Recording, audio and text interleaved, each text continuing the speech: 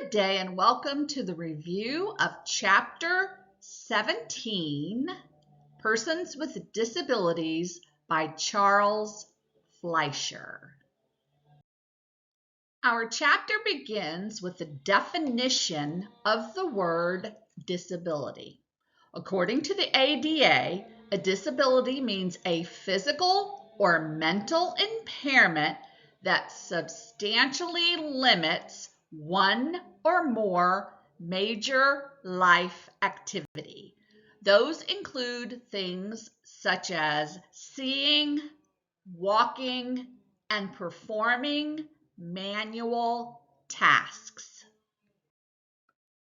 Generally speaking, a disability is a condition that can be diagnosed by a healthcare provider and is an impairment within ADA. There's a list in the chapter that shows things that are not considered impairments for ADA. Please read over that list. In general, determining whether an impairment substantially limits a major life activity must be made without regard to the effects of things such as medication or medical equipment, for example. When looking at obesity, there are differing views as to whether it is a disability. According to the EEOC, obesity is an impairment that can support a claim of disability. However, there have been several court cases that have concluded that weight is a physical characteristic, just like hair color or being left-handed. ADA's definition of employment discrimination is when employers fail to make reasonable accommodations to the known physical or mental ability of an otherwise qualified applicant or employee. Otherwise qualified means a person with a disability who, with or without a reasonable accommodation, can perform the essential functions of the position. The essential functions should be included in the job description.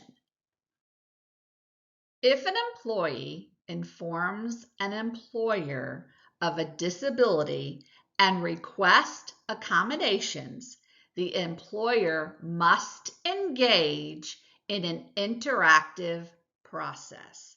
This process will help determine whether the accommodation is reasonable. If an employee asks for accommodations that would pose an undue hardship on the organization, that means that the accommodation would be significantly burdensome or expensive. Please read over the section entitled Reasonableness of Requested Accommodation.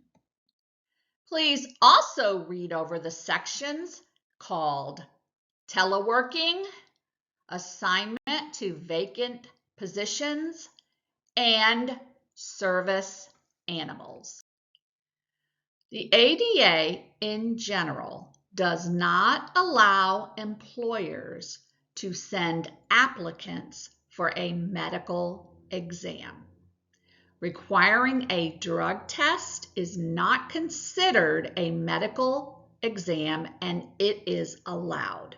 There are a few exceptions, such as the exam is job related and a business necessity. The bottom line is that the exam may not be used to discriminate against someone with a disability. Another reminder to avoid any claims of discrimination is to not ask questions of applicants or employees about a disability. You can ask whether they can perform the essential job functions. You can also ask about illegal drug use and alcohol use while working. Also remember, ADA prohibits discrimination against a spouse or a parent of a disabled person. For example, if you know that the applicant has a disabled child, you cannot refuse to hire for fear of requiring extra time off. Many states also have discrimination laws that you need to be aware of. Many are similar, if not identical, to ADA.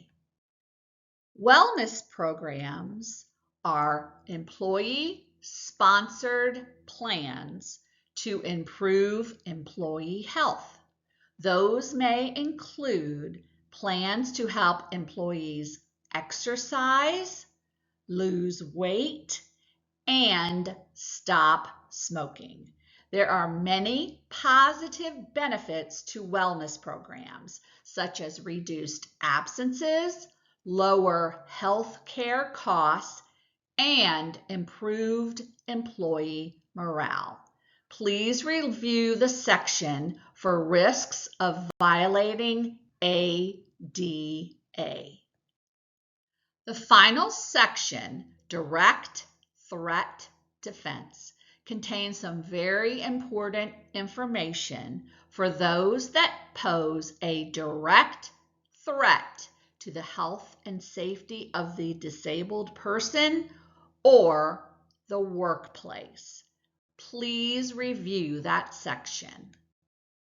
This concludes our review of Chapter 17, Persons with Disabilities. Have a wonderful day.